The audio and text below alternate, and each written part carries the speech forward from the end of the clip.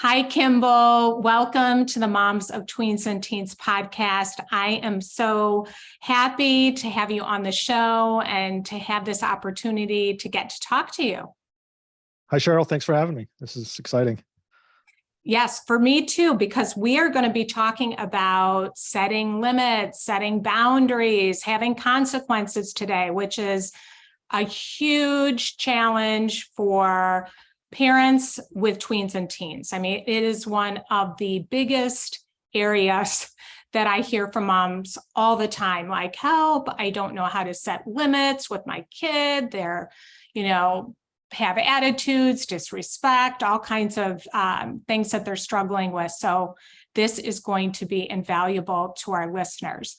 But before we get started on that and dive in, I would love for you to share about yourself and your background, because your story is really interesting, how you started doing what you do and what you're doing now. And I'll just give you the floor. Okay, so I'm Kimball Lewis, and I am the CEO of EmpoweringParents.com, and I've been with them since really 2016. And before that, my background, right out of school, my first 6 years of work, I worked for a think tank in Washington, D.C. And we did social policy research, foster care issues, child care issues, all sorts of stuff. So, and I also had done the Big Brother program in 2 different cities and stuff. So that was a little bit of my background, that kind of academically got me interested in these topics. But then after about 6 years of doing that, my life took a totally different direction. And I ended up moving into technology, and I worked in healthcare technology, did a bunch of startups for about 15 years, and really had a technology background. And that was a big part of my career.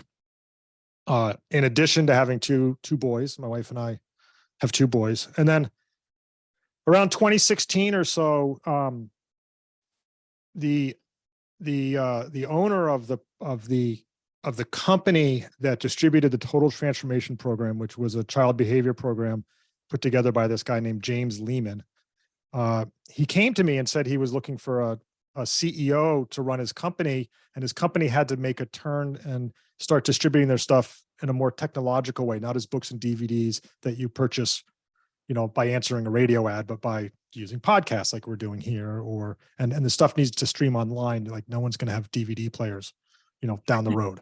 So they don't need now. At the time they still did. We're like, oh, really? No DVD players? But anyway, so I had a technology background. Plus I had this other experience in child issues and child care issues and that type of stuff. So I started helping him find a CEO, and about 6 weeks into it, he turned to me and said, why don't you do it?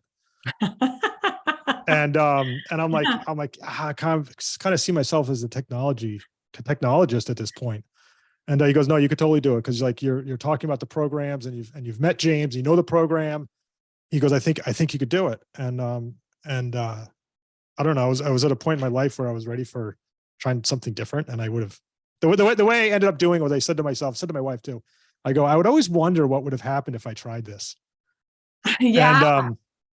So we did it. We gave it a try, and now that's 6 years into it. It's been incredible. It's been awesome. And the thing that I like about it most is that most of my career, my customer client has been another business, like an insurance company or the federal government or whatever. They never write me emails telling me how thankful they were for all the work that we did and how helpful it was or whatever. We get that every day from the parents that we work with. We've helped so many parents with these programs who are struggling with a child that has behavior issues, and it's not the parents' fault. They got a tough kid. Yeah. You know when your kid's 2 or 3, like, oh boy, this is going to be a tough one. Yeah. So, and you might have had 2 that were relatively easy. So it's not your fault. Like, you didn't do anything wrong. You just were, I'm going to say you were blessed with a kid who's strong-willed and challenging. And if directed in the right way, is going to take over the world, right? Like, these are the kids that do awesome in the world, except that when you're parenting them, it's really hard. And, so anyway, so I get we get letters all the time about this has been so helpful. I'm so glad I found you. I didn't know, I was at my wit's end with my kid and stuff. So I never had that professionally before. We never got that. So we're direct to consumer. I've never worked having that as our clients. And it's been a wonderful experience.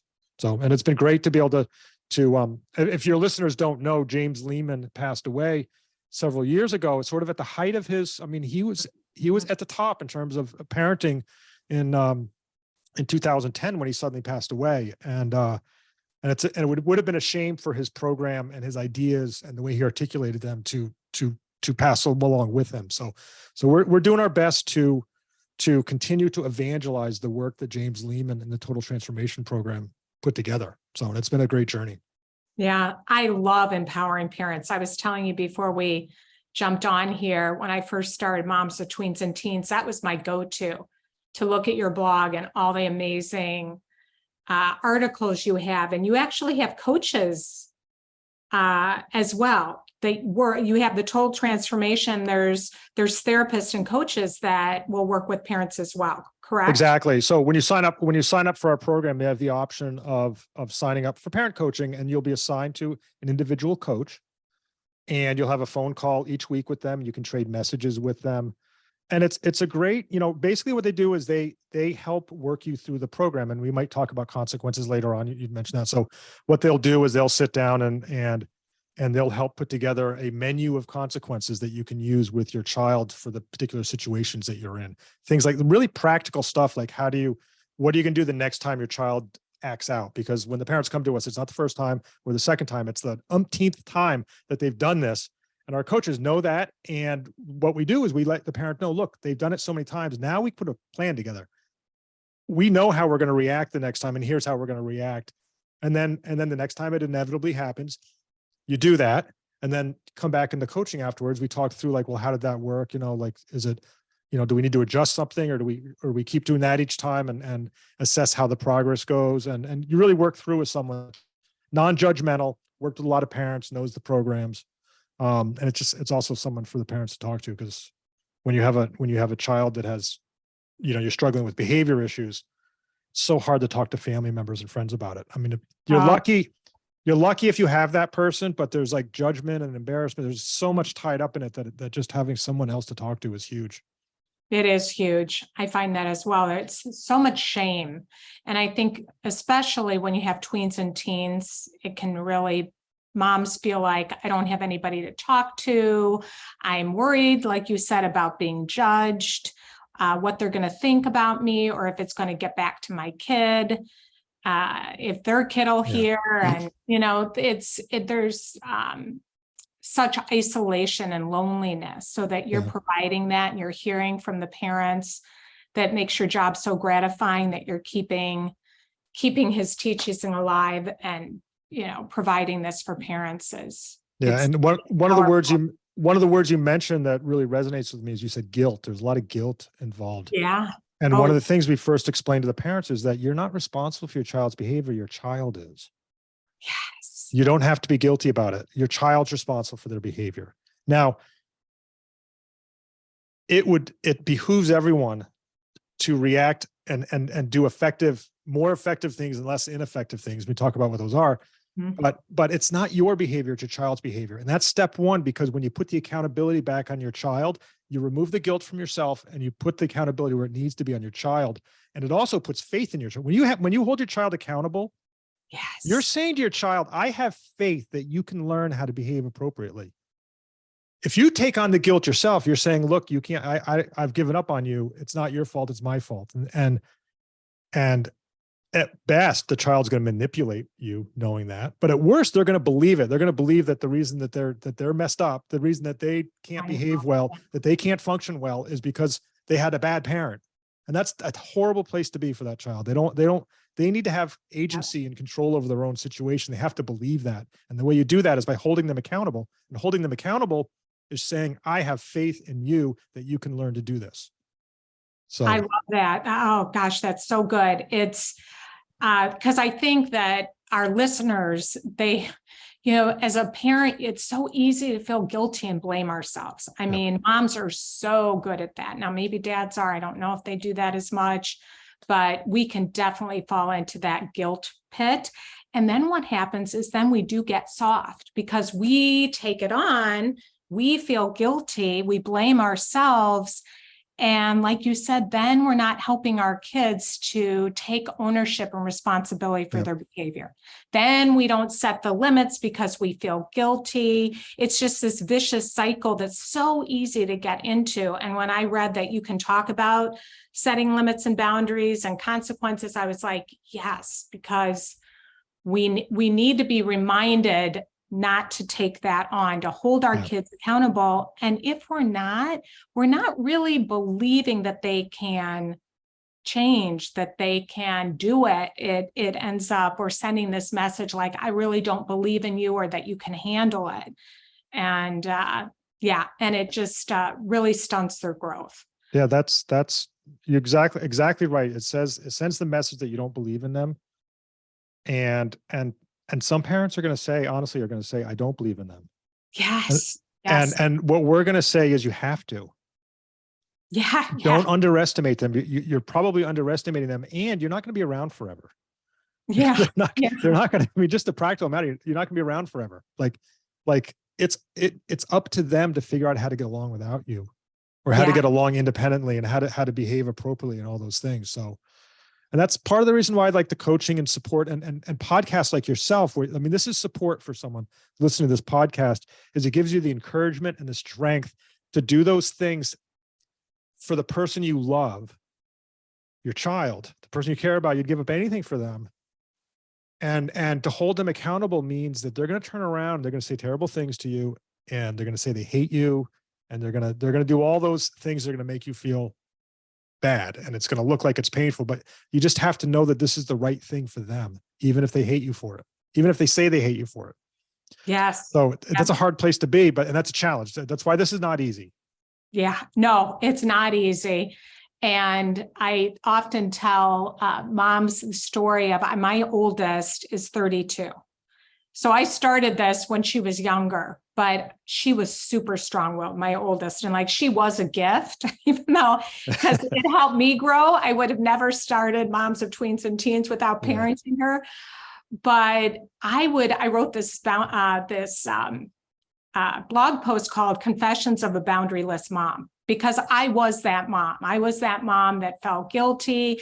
I would be very punitive and punishing. Then I would cave in. I mean, it was this just bad cycle that I was in. And thankfully, I learned, I grew a lot. But when she was in her early 20s and her younger sister was in middle school at the time, and she heard her talking, crying, she was like crying, please let me do this. And I was saying, no. She said to me on the phone, don't cave in like you did with me. And I was like, what? Like, you were so strong-willed, like you were like riding a bucking bronco, and you're saying, now you're telling me you wanted boundaries back then? Yeah. It was crazy, but they want them, just like you said. And she was screaming out for them, but everything in her behavior was, to me, was, fighting against, but she really did want them. Yeah. So let's launch into that. Why? So we touched a little bit. Why is it important that we have limits? Like, what do you see as one of the biggest mistakes that we believe that keeps us from, that we talked about, the guilt that keeps us from setting limits with our kids?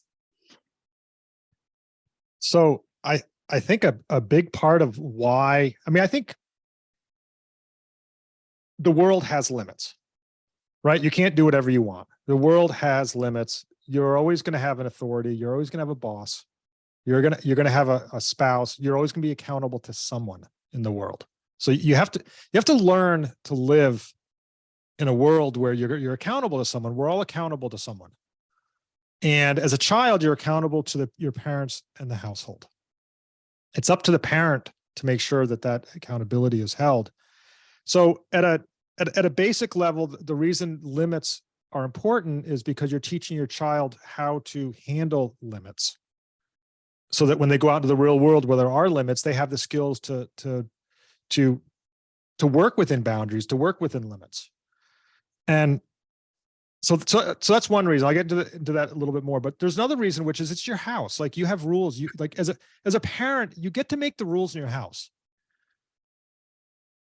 your child's not going to agree with all your rules. Your neighbors won't agree with all your rules. They might think you're too strict or not strict enough or whatever, but it's your house. You get to make the rules. Someone has to make the rules in the house. I don't think your neighbor should be making rules in your house. And we recommend that the parent makes the rule, not the child. A lot of houses work the other way around.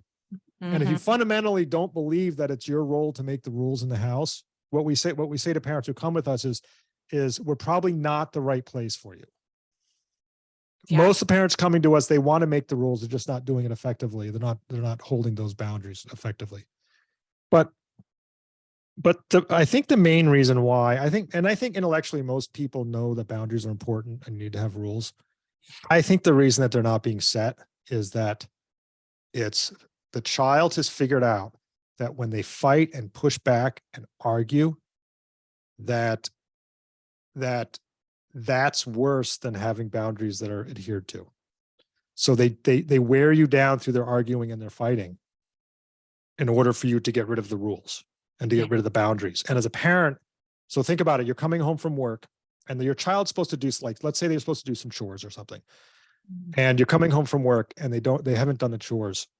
It's actually easier for you to do the chore yourself and absolve them of all the responsibilities than it is to fight with them again about getting them to do the chores. That takes a lot of energy. It takes mental energy. It just makes you feel bad. Your child gets angry at you. You feel guilty. That's actually easier than enforcing the boundaries. Or letting your child not have a curfew is easier than the fight. And you just hope, I hope everything turns out okay. No curfews. I hope they end up with a good crowd. I hope all this. You can hope all that. And that's a lot of times easier than setting the boundary and fighting with your child over it because the fights are so painful.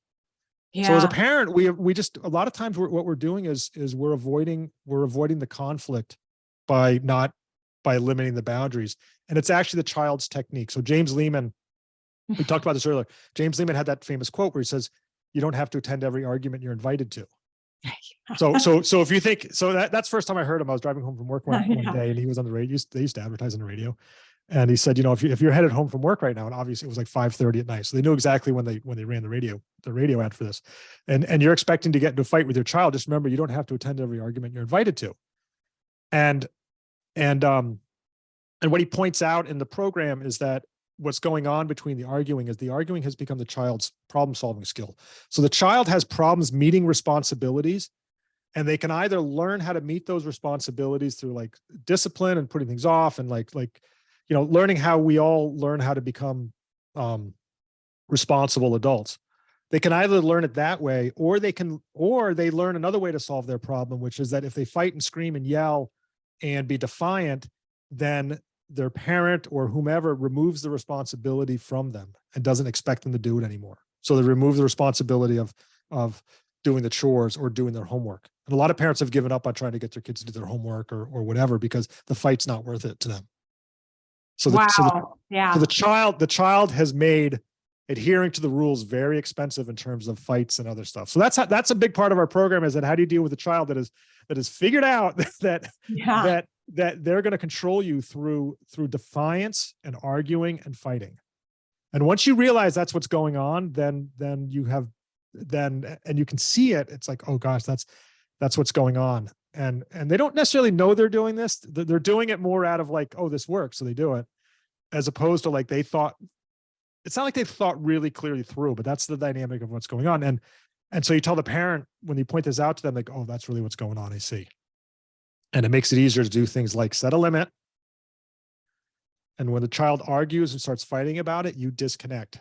You turn around and you walk away, and then you hold them accountable for not having done it through effective consequences. So that's a big, learning how to disconnect from a child that's dragging you down into a fight all the time is key to our program.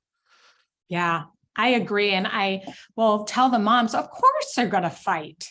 They're teenagers where they want that independence. They don't want to be told no, or they want what they want. And so expect that they're going to want to fight. And that seems to just really help diffuse a little of that fear around conflict, because I think most of us hate conflict.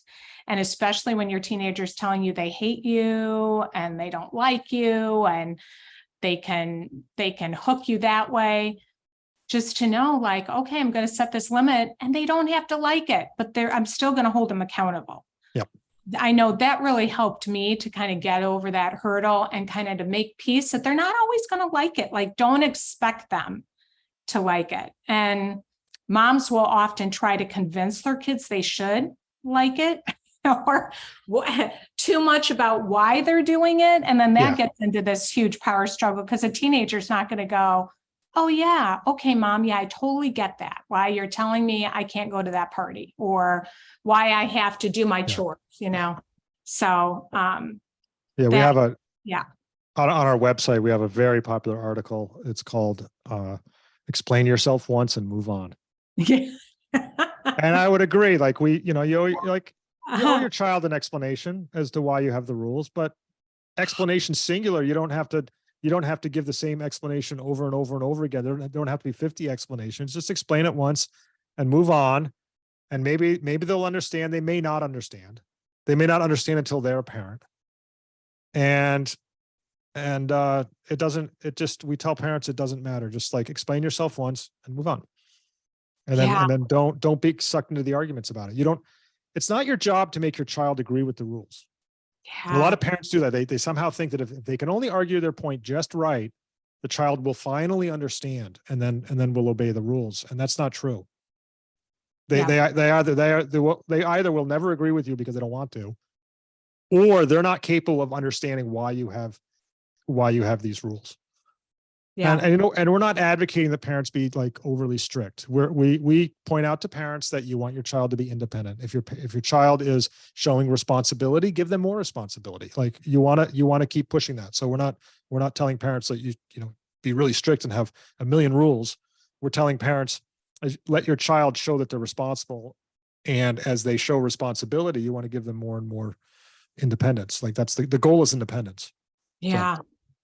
That's a good segue for talking about, okay, so moms are listening right now and they're like, well, I don't even know where to start with setting the limits. And my kid, I'm walking on eggshells, and it seems like they're the ones that rule the house. And I get really angry, and then we get in these power struggles and fights. And where do I even begin? So what would you say to that mom that's listening? So what we normally do is most parents coming to us there's a bunch of issues going on. It's bad enough that they've got to the point where they're seeking help. They're coming to us. The first thing we say is let's start with one behavior and focus on that one. See if we get that one under control. If you try to change everything all at once, it's going to be overwhelming for the child who is behaving this way because they don't have good problem solving skills to meet their responsibilities effectively the way you'd want them to. Their go-to problem solving skills to act out. So it takes them a while to learn those new skills. So it's not going to happen overnight. So we say, pick one behavior that's important to you. And we're going to work on getting that one improved. And like, let's not worry about the other ones for the time being until you get that one under your belt. And then we can move on from there. And then we talk through like the behavior that we don't like. And then you need to clarify with your child what the rules are. We actually recommend in households where the child is having problems with this is you write the basic rules of the household down on the refrigerator so that you can point to them and say the reason that you're being, you're getting this consequence is because in this household, we don't swear at mom and dad. And it's on the refrigerator. That's the rule of this house. We don't swear at mom and dad. That's the rules. And the basic rules need to be spelled out. It actually cuts down on the arguing to have the basic rules of the household spelled out somewhere, because then the conversation becomes very clearly about your child and the rules that they're violating, not between your child and you who are making up rules that you assume they know, or like, what are the rules? It's sort of the example that I give a lot of people is that police officers want speed limit signs because if it was up to their discretion as to who's speeding or not, every time they pull someone over and he says, I'm giving you a ticket for speeding, there's going to be an argument over what constitutes speeding. right? Is Yeah. speeding 50? Is it 60? Is it 30? Well, this is a straightaway. There were no cars. The police officer doesn't want to get into that argument. It's a pain. Like, it's just difficult to deal with. The police officer wants to be able to point at that sign and say, speed limit 70, you were going 85. You got a ticket. End of story. And you can stop the conversation and walk away. That doesn't mean the child's going to agree with the speed limit being 70, but at least you have the limits defined and you can point to them as this like third party, this third thing. It doesn't feel like an arbitrary thing between two individuals. If there are no speed limit signs, it feels like it's always between you and that police officer as to like what the rules are going to be and whether you get a ticket or not. Having the speed limit sign says there's a limit. That's the limit. There it is. And even better is to have the consequences defined ahead of time for the most part. Not, you don't always have to do that, but knowing at least in your own head what the consequences are. But it's helpful to know what the consequences would be as well. So writing the limit down is often very helpful for parents in this situation. Seems a little hokey, like the child should know that swearing at mom is against the rules, but it helps to delineate it. And it sends the message, we have rules in this household and here they are, like, these are the basic rules. And it starts establishing that sense of authority that as the parent in the household, you are the legitimate authority of the household. You make the rules, you set the limits, and actually here they are because you're having a problem with them. So I've spelled them out for you. So yeah, I like that because it helps first for the parent to get clear. So a lot of times we're kind of all over the map. So we need to get clear first what those rules are going to be, what those values are going to be. And then for your kid to really be clear about it as well. Like you said, a lot of times we just assume and they're not clear. So I really like that. And I also like thinking about, okay, so this is connected to a skill that they are lacking, that something they're needing to learn. So when you think about effective, so you set the limits, the rules, you have those up, then what's step number 2? So there's two things around this. So one of the general concepts in the total transformation program, which is what we're preaching here, is that the reason kids are acting out is that it's the way they solve their problems. It's the way they solve handling anger and frustration. Instead of doing it effectively, they act out, and hopefully whatever's causing them their anger and frustration will go away, or it'll end, or meeting responsibilities. So they're using it as a problem-solving skill. So with consequences, when you apply consequences to those behaviors that truly affect them, those behaviors are no longer work for them because they come with consequences they don't like. So you want to make sure that those poor problem-solving skills, finishing chores by acting out in such a way that no one will assign you chores anymore. That's a problem-solving skill. It's a terrible one. We don't want our kids growing up with that skill. So you eliminate that as a problem-solving by applying consequences so that it doesn't work for them anymore. It doesn't get them out of it. And then you need to follow up. You need to follow up on the consequences with coaching and alternative behaviors, what they can do instead. So for example, anger and frustration, you can't eliminate that. That's a normal human feeling. We all get angry. I still get angry. I still get frustrated. As you grow and mature, you learn how to deal with your anger and frustrations. So we say anger and frustration are problems. How do you solve that problem? Some kids act out. Some kids, when met with anger and frustration, say, F you, mom, and look at her right in the face and scream at her in the kitchen. That's not appropriate. So you want to make sure that behavior is met with a consequence so that they're less likely to do it next time. Like, it didn't solve the problem for them. Now they have another problem, the consequence. But we want to offer them alternative problem-solving skills. So when things are calm and things are quiet, we talk to them about what they can do when they're feeling frustrated. The next time you have the urge to swear at me, here's what you should do instead. Say, Mom, I can't talk about this anymore, and then go to your room, and I'll understand. I'll just say, hey, I'm about to explode. I'm going to go take a walk, or let's not talk about this now. Basically learn how to give yourself a timeout. Show your child that there's some effective things you can do to just lower the tension. And that works for yourself too. So or this happens a lot with siblings who are fighting. We talk to them about the next time you're fighting with your sibling, or you have the urge to because they're frustrating you or they're antagonizing you. Here's what you can do instead. Now I want you to do that rather than hit your sibling, because we don't hittings again. Look on the refrigerator. We don't hit in this household. There's no hitting. Okay. So when you get to the point where you want to hit your sister, here's what you do instead. Come get me. Let's talk about it. Go to the other room. We'll figure something out afterwards, but don't hit your sister. Here's what you can do instead. So we're always looking for those alternative behaviors.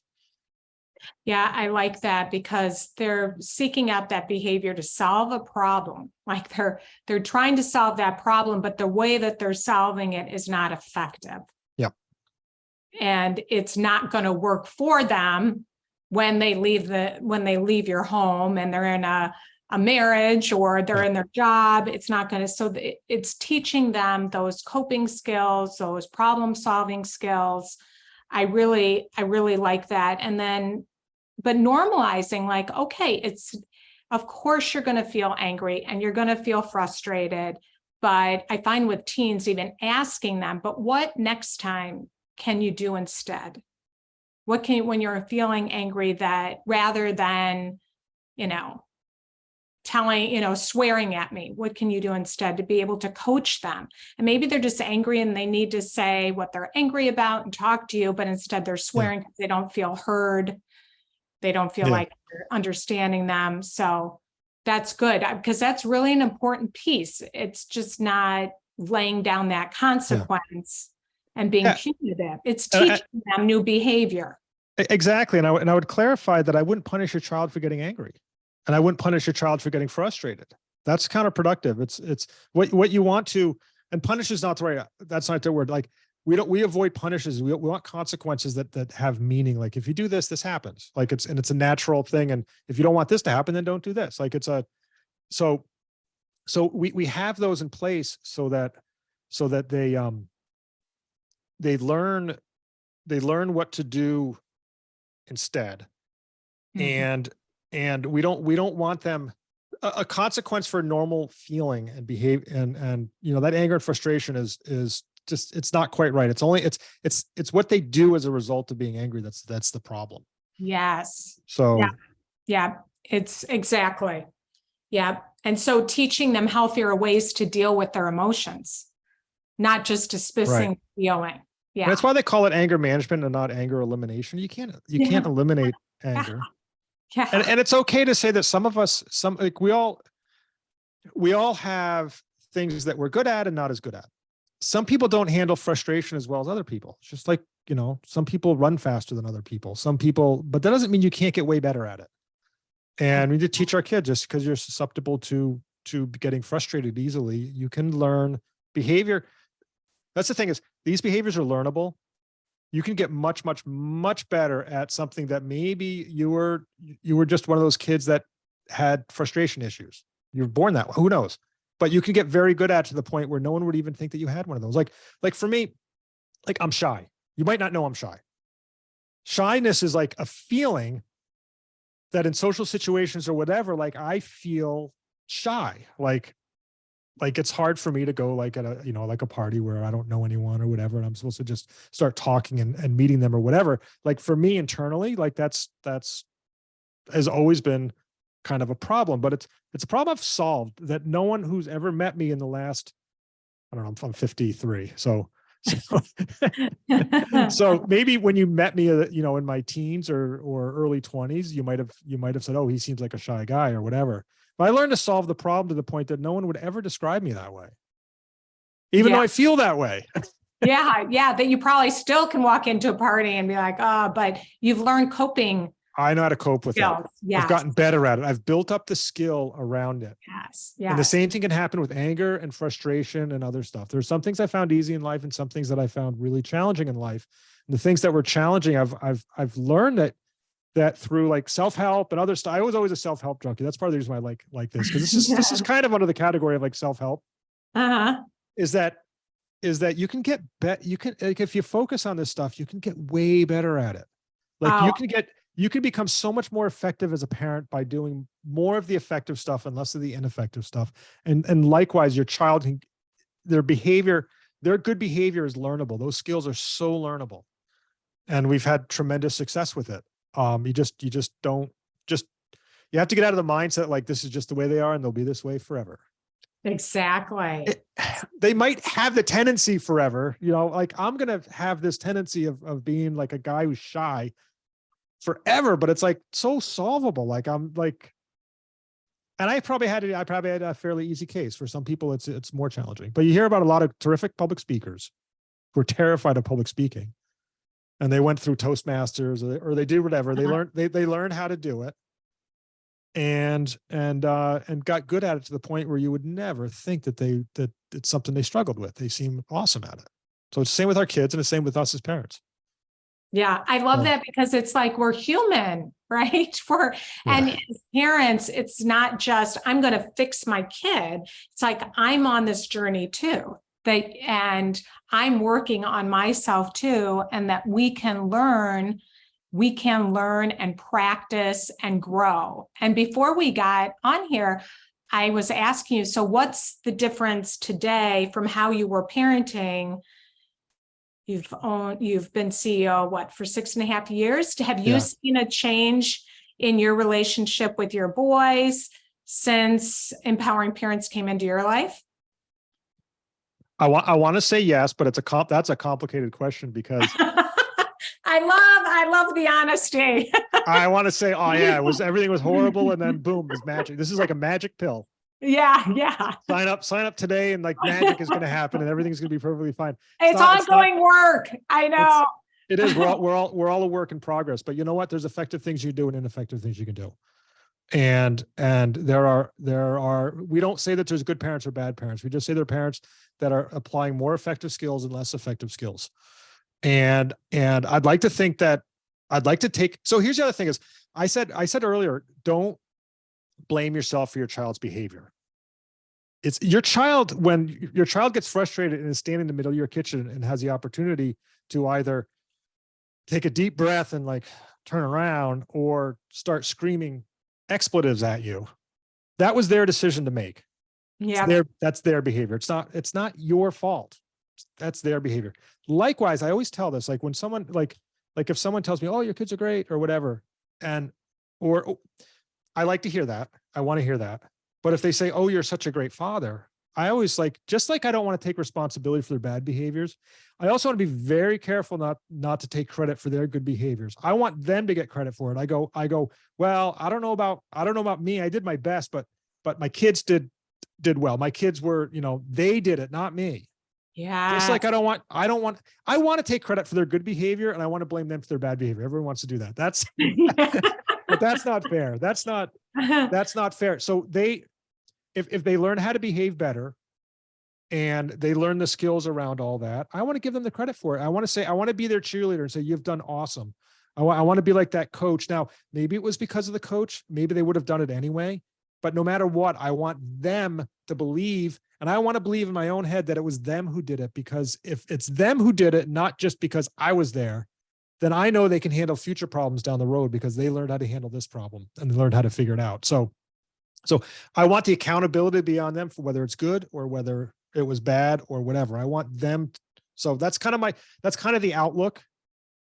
Now you can say, well, if you have that outlook, you're going to have better outcomes. So it's a little bit like what came first, the chicken or the egg. Like but in my mind, I keep saying, if my kids are not behaving well, I want them to be accountable and have them try to figure it out. And if things are going well, I want them to reap the benefit. I want them to think that they've done something well and not have someone else take credit for that. So I don't know if that makes sense, but yeah, no, it does. And I think that's such a good reminder to all of us, because I do think when we hear something good about our kids, we tend to want to take credit for that. When they're not doing well, we take credit for that as well. And then we think we're failing, and that gets in the way of holding them accountable. And it's, and you see it, you can feel, I don't know if people say this necessarily. I think it's more of a feeling, but when you see your supposedly perfect family on social media next door posting about how awesome their kids are, who are star athletes and go to Harvard or something. I don't know. There's a lot of pressure there. Like you feel like, oh, like I don't meet the standards of my neighbors in terms of how they are as parents. But I don't always look at it like, you just like those kids are doing excellent for those kids. Great job, kids. And remove yourself and your parent from like being the person who is in charge of how your child turns out. They have a say in it, and it's them. And we want to, and the effectiveness is just keeping the accountability on them. And it's always hard to, you start comparing yourselves to other families and other parents on the basis of how your child behaves and their child behaves, but you don't necessarily have control over that. Yeah. You know what I mean? Every child's different. And I pointed out to parents that have 3 kids, and one of them's really hard. The other 2 are easy. It's like, what did you decide? Did you parent the third one differently? Like, what'd you do different? Yeah. Like, I didn't know I'm the same person. Yeah. So Yeah. it's just, you don't know. You don't know what you're gonna get, and you don't know why. And we're gonna have challenges coming our way from that. I don't know. Sometimes kids are challenging. Yeah. So. Well, and I think that when we put too much pressure on ourselves for taking credit, then we put a lot of pressure on our kids to perform a certain way. Yeah. And that's not, each kid is unique, and that's not what they need is for them to perform in order for us to feel good as parents. Yeah. And there's a power situation going on here, which is that when your child understands that your mental well-being is dependent on what they do, now they control your mental well-being. And not all kids are going to use that power for good. Oh yeah, totally. Right? Yeah. Right. You've put them in control of your mental well-being. Now, it may be true that your mental well-being has a lot to do with what your kids are doing, but you don't want to be in a situation where it's very explicit that, like, what you do is how I feel and how I end up is all dependent on what you do.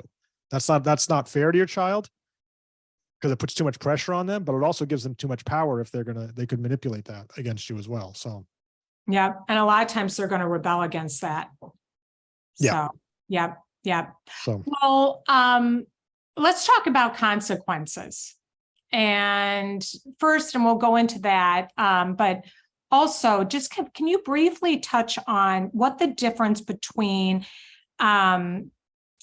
punishment is and consequences? Because I hear that word a lot and I kind of cringe now, punishment. Yeah. Because I think of that being more punitive. Can you talk about the difference? Yeah. So first of all, to a child, they may not be able to tell the difference. But to a parent, you want to ask yourself, is what I'm doing punishment / consequence for their behavior? Are they going to learn something from that? That's going to help them.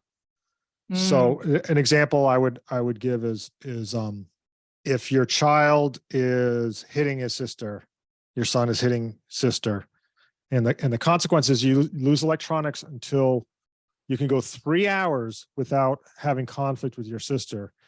The child learns self-discipline. They have to complete this task, which is they have to go 3 hours of not acting out with their sibling. And that's a way to like help teach self-discipline.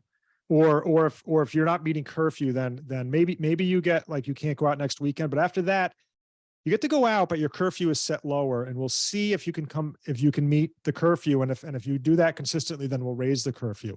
So the punishment is that you bring the consequence, not the punishment. The consequence is that the curfew is set back, and then you see how they do with that. And a punishment. So you're hoping that they learn to practice appropriate behavior in order to meet the consequence. That's the goal anyway. Sometimes it's not as clear how you're going to do that. But a punishment is more like the way I'm going to get you not to do this is that this is going to be so painful. So long-term, and I'll give you an example, long-term grounding is just a punishment. All they learn how to do through that, and James Lehman says this famously, he goes, a long-term punishment is only going to teach a child how to do time. And you don't want your child good at doing time. James Lehman did time. He did time in prison. And he goes, you don't want to be good at that. That's not a skill you want. Learning how to deal with your sister's frustrations for 3 hours is helpful. learning how to get your phone and all of your electronic privileges back by completing your chores is a learning process. Now you've completed your chores. Now you can get those things back. Until you've completed them, nothing. You don't get it. So that's a good consequence, is that you lose all your electronics until your chores are complete. And then you get it back. Yeah. And then the second the chores are complete, you just get them back, and then you don't have to moralize or anything. You go, hey, nice job. You see, you did your chores. You got it back. And don't even think about it as a punishment or anything. Just say, hey, that's just a consequence. Kind of up to you if you don't but you don't have to go beyond that. And you should be happy to give it back to them, because they've done the tasks. They've done the thing that is going to allow them to get their electronics back. They've learned how to do their chores. Like, they've been through that process. Mm-hmm. And I don't mean learn like they don't know how to do their chores. They've learned how to like just do something they don't want to do. That's the bigger problem. Like, how do you learn to do something you don't want to do because you have responsibilities in life? So by getting their chores done, they've done that, and you should be happy to give them their phone back. It's almost like a reward at that point. And you want it back in their hands, because when they don't do their chores next time, you want to be able to take it back. If you bankrupt your child, you have nothing left to take away, and you don't want to deal with a child who's bankrupt because they have nothing to lose. And when you deal with people who have nothing to lose, you have problems. Yeah. So you never want to get into an altercation with someone who has nothing to lose. Yeah. Yeah. Because it's a bad place to be. So we think about consequences as a learning experience. So yeah, and always link them to something that they're going to learn from it. Yep. And then what I like is it becomes their choice is, okay, you get your chores done, then you get your phone back. And if they choose not to do the chores, that's their choice. So they really can't blame you for that, because I mean, they might try, but it's like, no, this is your choice. If you want it back, you got to finish your chores, which I really, like. And the biggest question we get from parents is, my child doesn't care about consequences. And that's a great point. And we always say, well, they probably tell you they don't care about the consequences.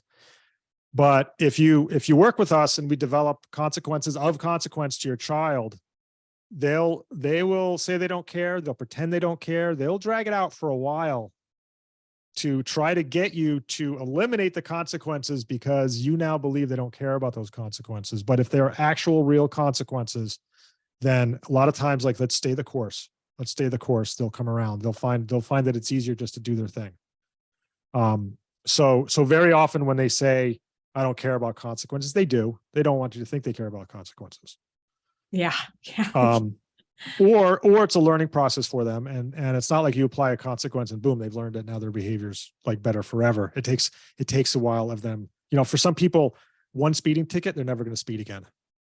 Some people need to get, 5 speeding tickets and a suspended license. And finally they're like, okay, now they stop speeding, because that wasn't worth it. But it takes a process for some people more than others. Yeah. So. It does. It takes some time, and just faith in the process, but it is a process. Yep. And that's why it's helpful to work with someone, because you can be a little bit thoughtful, like saying, does this sound right? Are my consequences, are they too easy? Is this a good consequence? Do I just need to stay the course? Should we reassess what these are? Like, and you have that back and forth, and you try to be thoughtful about it, and somewhat disciplined about how you're going to go about it. So yeah, I think it's so helpful to have support. It's to somebody to bat things around with, come back, say this isn't working, and really helpful.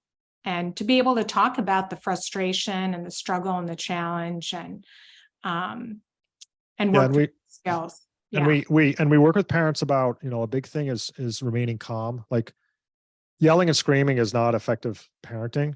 Yeah. And James Lehman talks about that. He goes, if screaming worked, my job would be easy. I just, you'd pay me, and I'd see your child for 50 minutes a week, and I'd scream at him, and then problem solved. He'd go back home, or if screaming worked, we wouldn't have, no one would come to empowering parents, because screaming would have worked. Yeah. It doesn't work. So it doesn't mean, we're all going to scream at some point. Like, we can't, we're human, and we're going to, we're not perfect. But as long as, screaming doesn't work, What you want to do is have an approach that doesn't involve screaming, and you're calmer about the whole thing, and you're doing calm business-like consequences and disengaging when they try to, yell and fight and drag you into a power struggle. But part of the way you get to being more calm and under control and dealing with these situations is you go into the situations with a plan. And that's what you do when you work with our coaches and with other folks. Because again, I said, as I was saying earlier, it's not the first time or the second time this happened. This has happened, 10, 20, 30 times.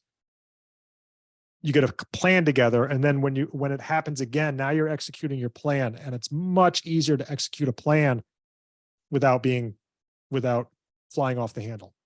So it's the same way with first responders, like practice all of the things they're going to do so that when, some disaster happens, they're not panicking. You know what I mean? They know what they're supposed to do. Everyone knows where they're supposed to go. They know whatever. It's the same thing with dealing with the difficult child is you have a plan ahead of time as to what you're going to do. And then when that thing inevitably happens, then you put the plan into place. Yeah. Such a better place to be proactive rather than reactive. Yeah. Really good. Well, Kimball, I have loved this time with you, and tell people where to find you, Empowering Parents, your program. Why don't you share, and then I'll share all the links as well. Okay. So we are the best place to find us is to go to empoweringparents.com. And we have hundreds of free articles there. And my suggestion is that you sign up for our newsletter, and you'll get 2 or 3 emails a week with highlighting one of our articles. And then also either in those emails or from the site, you can learn how to sign up for the Total Transformation Program, and it streams online. You can sign up and begin the program immediately, and you can also sign up today and have a coaching call tomorrow with one of our coaches. So it's that easy to find support through that. So empoweringparents.com. We're also on Facebook and Instagram. You can go to Empowering Parents. If you just search Empowering Parents, you'll find us there. But empoweringparents.com is the best place to get in touch with us. Yeah, fantastic website, program. Super happy that you are CEO, that you kept Empowering Parents alive, and that you're helping thousands of parents. I really appreciate you and what you do. So thank you, Cheryl. Yeah, thanks for coming on the show. Thanks.